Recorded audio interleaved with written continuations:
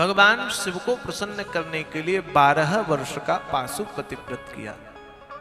ऐसा शिव पुराण कहता है कि जो मनुष्य निष्ठा पूर्वक 12 वर्ष, 6 वर्ष अथवा 3 वर्ष भी इस व्रत को करता है तो वो अपने पशुवत भाव से मुक्त हो जाता है। ये पाशुपति व्रत मंत्र पूर्व में बताया, जिसको भगवान ने स्वयं कहा पाशुपति व्रत करना चाहिए।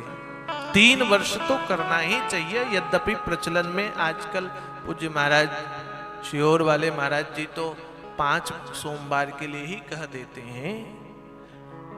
वो अब क्या है कि कलयुग में आदमी के पास टाइम की कमी है, शॉर्टकट चाहिए। सब जितना शॉर्टकट हो जाए, जितनी जल्दी हो जाए, इसलिए पाशुपति व्रत का प्रावधान शिव महापुराण में हमने जितना पढ़ा ऐसा ही वर्णन है। पृष्ठ संख्या 870 पे ऐसा शिव महापुराण के रुद्र संहिता के युद्ध खंड में, और युद्ध खंड में यहां श्लोक नंबर 19, 20 और 21 में वर्णन आता है कि जो अन्य लोग भी मेरे पाशुपति व्रत का आचरण करते हैं वे पशुत्व से मुक्त हो जाते हैं। इसमें संशय नहीं है। जो निष्ठा पूर्वक 12 वर्ष, 6 वर्ष अथवा 3 वर्ष में मेरी उपासना करते हैं वो इस पशु भाव से छूट जाते हैं। ये व्रत श्रेष्ठ व्रत है। इसलिए संभव हो तो 3 साल तो पाशुपति व्रत करना चाहिए। सोमवार इस व्रत का अनुष्ठान होता है। आप ऐसा वर्णन आता है कि सोमवार का उपवास रखें। सायंकाल भगवान के भोग के लिए, भगवान की पूजा के लिए, जैसे प्रदोष के लिए समस्त तैयारियों को करते हैं, जल, दूध, पंचामृत इत्यादि, पुष्प आदि, बिल्व पत्र इत्यादि लें, 6 दीपक लें, 1 मीठे का भोग लें, मंदिर जाएं, मंदिर में भगवान की दिव्य पूजा करें। सब भगवान की पूजा अर्चना करके आप दीपक जलाएं, पंच दीपक भगवान को दें, पंच दीपक भगवान को चढ़ाएं। प्रसाद का 3 भाग करें, 2 भाग भगवान को चढ़ाएं, 1 भाग आप प्राप्त करें और दीपक वहां से लेकर के अपने घर पर रखें। अपने घर पर रखें, जैसे दूसरे की दृष्टि ना पड़े, आपके घर पर पड़ी कुदृष्टियों का अंत हो। संध्या काल के समय दरवाजे पर उस दीपक को रखें और भगवान का ध्यान करके आप प्रेम से जो प्रसाद आपने लाया है मंदिर से उसको ग्रहण करें। ऐसा पाशुपति व्रत कहता है।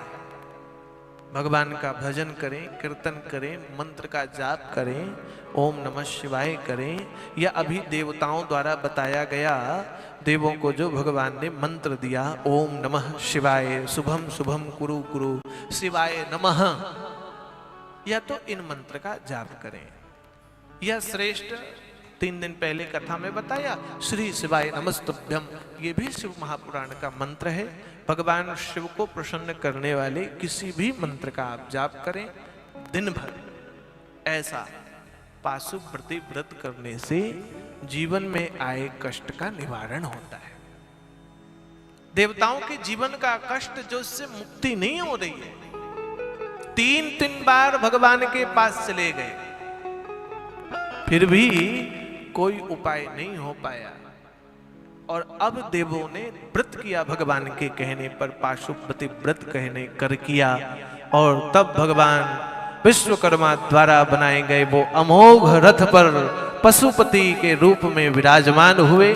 समस्त देव पशु तुल्य पशु बने और पशु बन करके त्रिपुर लोक को भस्म करने के लिए चल पड़े। सारी देव सेना भगवान शिव के साथ और अपने अपने बल का प्रकोप, अपने अपने बल का उपयोग करके त्रिपुर लोक को विध्वंस किया।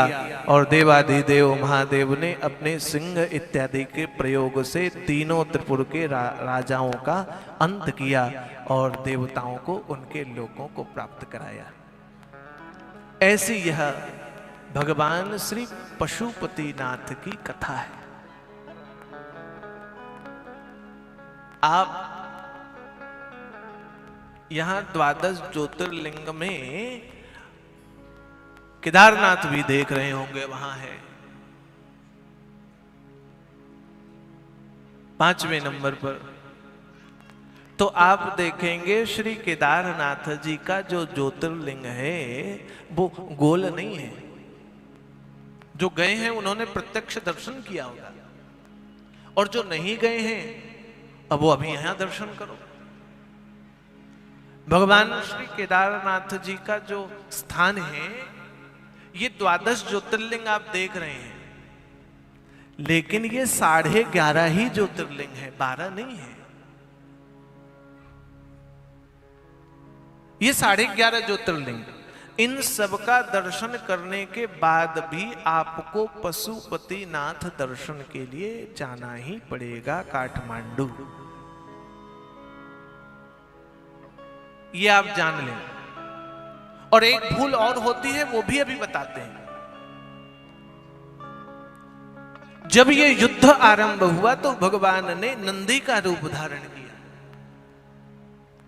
और नंदी का रूप धारण किया तो भगवान ने अपने सिंह के बल में ताड़काक्ष और बिंदुमाली को एक एक सिंह में तो खींच लिया, लेकिन कमलाक्ष ने उसी क्षण भगवान के मस्तक को काटने के लिए फरसा हाथ पर लिया, और भगवान शिव ने युद्ध के क्रम में उस देह को छोड़ा और त्रिशूल के नोक पर तीनों राक्षसों को एक ही त्रिशूल से मारा।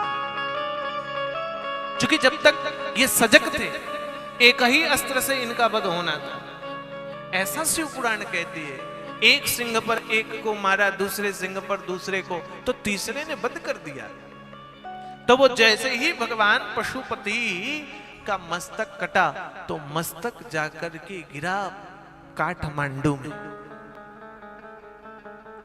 और पीठ इत्यादि गिरा केदार खंड में। तो जो केदार ज्योतिर्लिंग है वो नंदी, जो भगवान पशु का रूप धारण किए, वो भगवान का पीठ है। इसलिए आप देखेंगे नंदी के आकार का वो उभरा हुआ ज्योतिर्लिंग है, नंदी के आकार का उभरा हुआ। इसलिए जब आप जाएं तो पशुपति जाएं, और पशुपति जाकर के लोगों की भूल ये होती है कि वहां पशुपति नाथ का दर्शन करते हैं, लेकिन जो मुख्य मंदिर है उसका दर्शन लगभग लोग नहीं करते हैं। पशुपतिनाथ मंदिर बनाने वाले नेपाल के राजा हुए,